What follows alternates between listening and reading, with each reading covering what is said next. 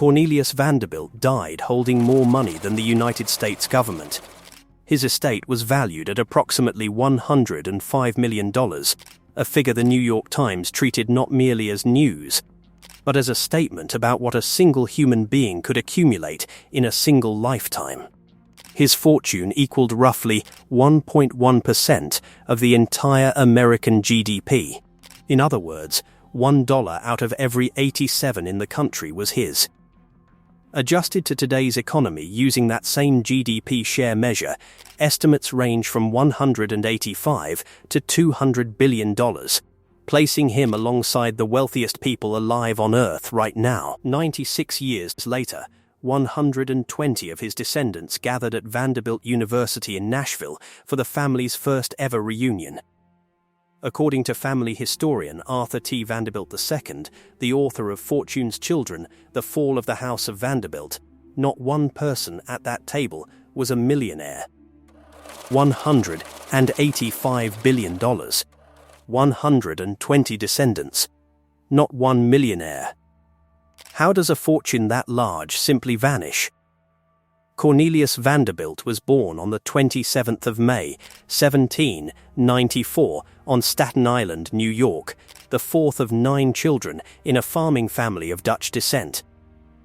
His father ran a small ferry operation, moving goods and passengers across the water between Staten Island and Manhattan. It was modest, grinding work, and the younger Cornelius left school at 11 to help with it.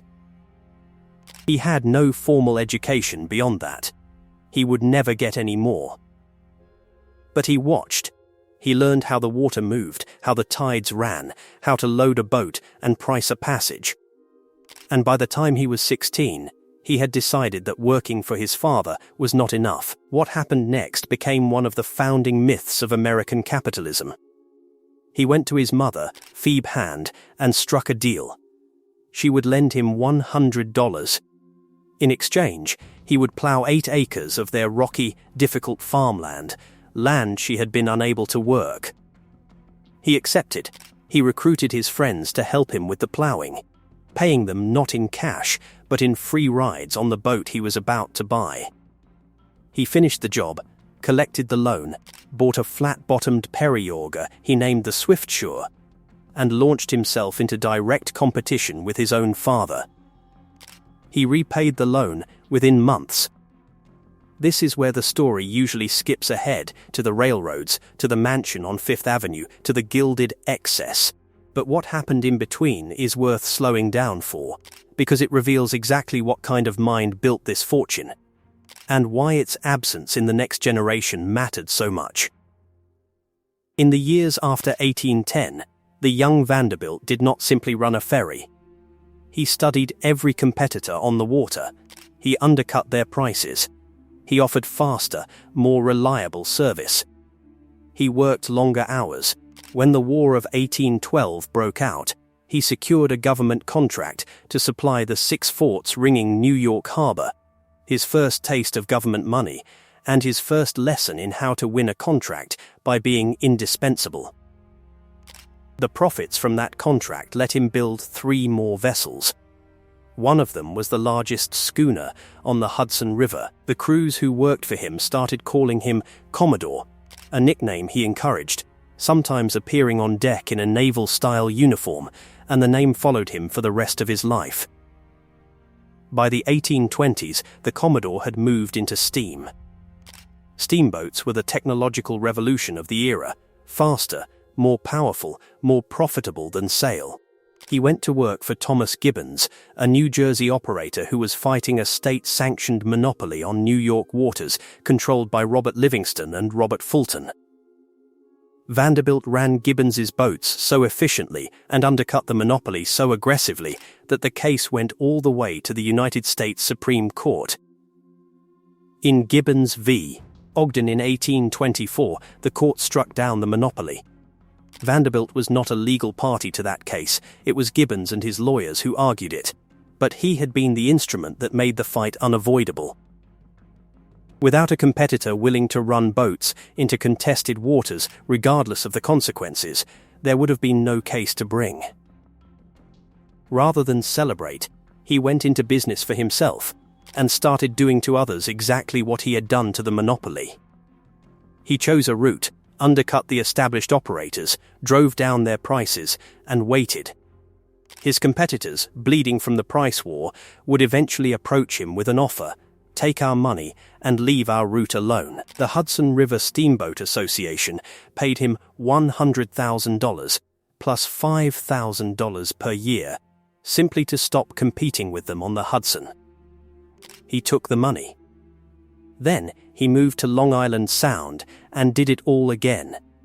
By the 1840s, the Commodore was the dominant steamboat operator on the East Coast. By the 1850s, he had expanded to the Atlantic, running passenger lines to California via Nicaragua during the gold rush, competing against established Pacific mail routes and winning. It was during this period that a subordinate he had trusted to manage his Nicaragua operation betrayed him while he was on a European tour and bought him out behind his back. When the Commodore returned and discovered what had happened, he reportedly sent a short note. The exact wording has been disputed by historians, but the version that has passed into legend reads, "Gentlemen, you have undertaken to cheat me. I will not sue you, for the law is too slow. I will ruin you." Whether those were his precise words or not, what followed was not in dispute. Within months, he had done exactly that. He bought back the operation, and the men who had crossed him were finished. This is the man whose money the heirs would eventually spend. In the 1860s, the Commodore made his final and most consequential pivot. He began buying railroads. He was nearly 70 years old. Most men of his generation and wealth were slowing down. He accelerated. He acquired the New York and Harlem Railroad, then the Hudson River Railroad then, in the move that made him a transcendent figure in American economic history. He consolidated them with the New York Central into a continuous trunk line running from New York City to Chicago. He did not invent the railroad. He did what he had always done. He identified an inefficient, fragmented market, imposed ruthless order on it, and captured the value that chaos had been leaving on the table. By the time he died in January 1877, at 82 years old, the New York Central Railroad was the most profitable private enterprise in America. He had started with $100 and plowed farmland. The fortune he left behind was $105 million. And there is a detail buried in his will that would set the entire collapse in motion. We will come to that.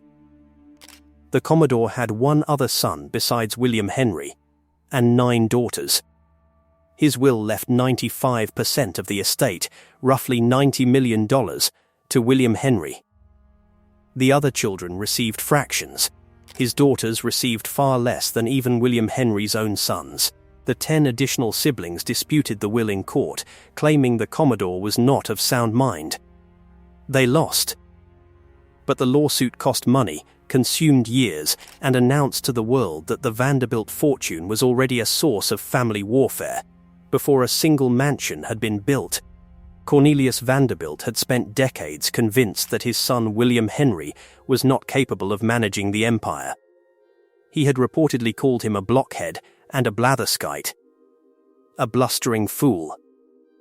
He had once exiled William Henry to a failing Staten Island farm as a kind of punishment, apparently expecting him to founder. Instead, William Henry turned the farm profitable in 3 years. The Commodore eventually brought him into the railroad business, then made him his closest partner in the great railroad consolidations of the 1860s. He was right to. William Henry Vanderbilt inherited $90-odd million in 1877 and turned it into nearly $200 million by the time he died in December 1885. Less than 9 years later, at his death, Harper's Weekly reported that his fortune exceeded the total assessed property value of Nebraska, Colorado, Nevada, and Oregon combined. He declared himself, accurately, the richest man in the world. He expanded the New York Central's network into the Midwest.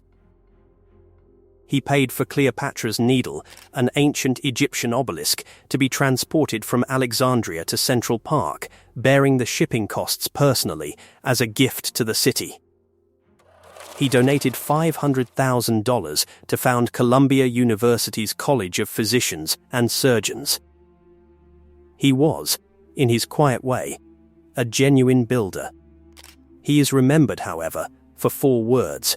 In October 1882, a reporter challenged him about cancelling a popular express train. William Henry replied, "The public be damned. We run them because we have to." Within 24 hours, that phrase was on the front page of hundreds of newspapers. The New York Herald predicted it would become his epitaph. It did, but what William Henry is less remembered for, and what matters far more to this story, is what he did with his will. The Commodore had concentrated power. William Henry dispersed it. His nearly $200 million was divided broadly among his widow, his sons, and various charities. There were no binding conditions on how it could be spent. No trust structures demanding preservation.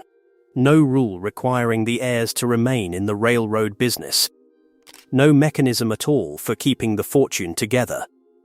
That decision, quiet, reasonable, and generous seeming, was the moment the money truly began to die. The grandchildren would now each have enough to live in spectacular comfort, enough to build a palace or two, enough to throw parties that would be written about for a century, but not enough, distributed across so many hands, to maintain the kind of concentrated economic power that had made the fortune in the first place. Plant that detail. We will return to what they did with those shares. There is one more thing to establish about the Vanderbilts at their peak.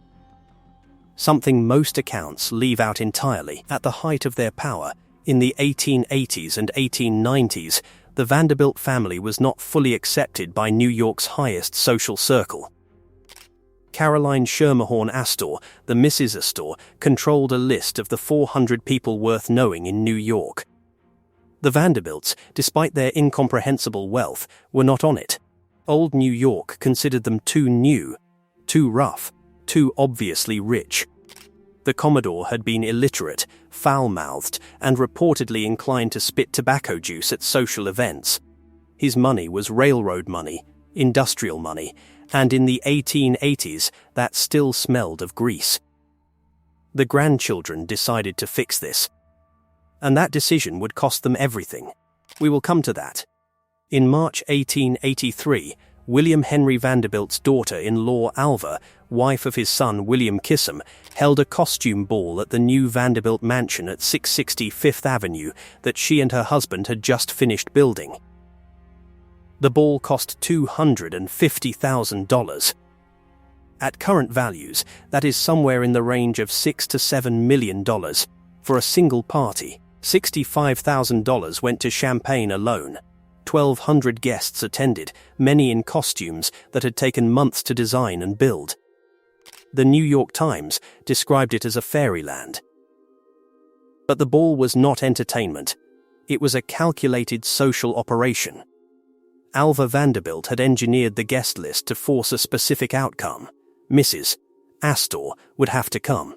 The Astor daughter had been rehearsing a quadrille to perform at the ball with her friends, and could not do so unless Alva invited her.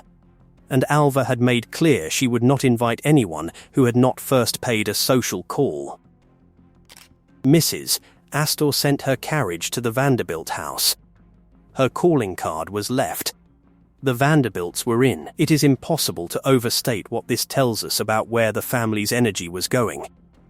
The Commodore had competed with monopolies and broken them. His grandchildren competed with the Astors and spent a fortune doing it. And that was only the beginning. Through the 1880s and 1890s, the Vanderbilt grandchildren embarked on a building campaign of a scale that had no precedent in American private life. They built 10 mansions on Fifth Avenue, clustering them so densely that a stretch of the street became known as Vanderbilt Row. The houses were not homes. They were arguments. Arguments that the Vanderbilts belonged, Arguments in stone and marble and stained glass, designed by the most expensive architects alive, filled with paintings purchased at European auction. The Triple Palace, completed in 1882, ran the full block from 51st to 52nd Street. The Cornelius Vanderbilt II mansion at 57th and 5th had 130 rooms and occupied an entire city block, the largest private residence in New York City's history. From the 1880s to the early 1900s, the Vanderbilts spent the equivalent of nearly $500 million in today's money building these houses alone. And it gets worse. The mansions were not enough. The Vanderbilts also built summer palaces. In Newport, Rhode Island, Cornelius Vanderbilt II constructed the breakers, 70 rooms, modeled on the great villas of northern Italy, designed for a family that spent perhaps 8 weeks a year in it. His brother William Kissam built Marble House, also in Newport, at a cost of $11 million, roughly $340 million today. And then there was Biltmore. George Washington Vanderbilt II, youngest grandson of the Commodore, purchased 125,000 acres in the mountains of North Carolina and hired architect Richard Morris Hunt and landscape designer Frederick Law Olmsted to build him an estate. The result was a 250-room French Renaissance chateau, the largest privately owned home ever built in the United States, completed in 1895 at a cost of approximately $5 million, equivalent to roughly $140 million today. George reportedly struggled to afford its upkeep almost from the day it opened. Every one of these houses was a withdrawal from the principal, but the mansions, spectacular as they were not the only drain. The Vanderbilt grandchildren were also in the business of purchasing aristocratic titles for their daughters, and the price was Vanderbilt Railroad stock. In 1895, Alva Vanderbilt arranged the marriage of her 17-year-old daughter Consuelo to Charles Spencer Churchill, the 9th Duke of Marlborough. The Duke's ancestral estate, Blenheim Palace, was on the edge of bankruptcy. He needed money. Alva had money. The negotiation was businesslike. According to Consuelo's own account, she was locked in her room until she agreed to the match. She had been secretly engaged to an American she actually loved. At the wedding, she reportedly wept throughout the ceremony, her veil failing to fully conceal it from the guests. The papers were informed. The Duke, for his part, collected $2.5 million in Vanderbilt Railroad stock as a marriage settlement, equivalent to approximately $91 million today. He also received a $100,000 annual allowance for life. The Duke used the money to restore Blenheim Palace. Consuelo spent 11 years in a loveless marriage before the couple separated. She later said that producing an heir and a spare, a phrase she coined, had been her only understood purpose. The marriage was eventually annulled in 1926. The Vanderbilts had effectively exported a portion of the American railroad fortune to shore up a crumbling English aristocracy. Consuelo was one of more than 200 American heiresses who made similar arrangements in this era. She was the most prominent. And there is a painful irony buried in that Blenheim dowry. The railroad stock Consuelo's mother shipped to England was the same asset that had made the Vanderbilts rich in the first place. The grandchildren were liquidating the thing the Commodore had built, one transaction at a time, and converting it into social status that would not outlast a single generation. But what happened next was worse still. The railroads themselves were beginning to die. In the 1920s, the New York Central Railroad was still large, still powerful, still the eastern spine of American commerce. It ran passenger trains from New York to Chicago in 16 hours. It carried the mail, the freight, the commerce of the industrial Northeast. On paper, the Vanderbilts still owned a significant piece of the most important railroad in America. But something had changed in the landscape around it. Cars, buses, trucks, the federal government was pouring money into the highway network. public roads, built with public funds, open to any competitor who wanted to use them. The railroads, by contrast, paid for their own track, their own maintenance, their own right-of-way. Every mile of highway built with a tax dollar was a mile of competitive disadvantage absorbed by the railroads alone. The Vanderbilt heirs did not respond to this. They could not. The Commodore had understood competition viscerally, had spent his life manufacturing it, surviving it, weaponizing it. His grandchildren understood comfort. In 1883, William Henry had resigned all his company presidencies and handed operational control to professional managers. He had done it sensibly, in poor health, at 72. But the habit it established, of ownership without engagement, of drawing income from a business no family member actually ran, had calcified across generations into something more dangerous.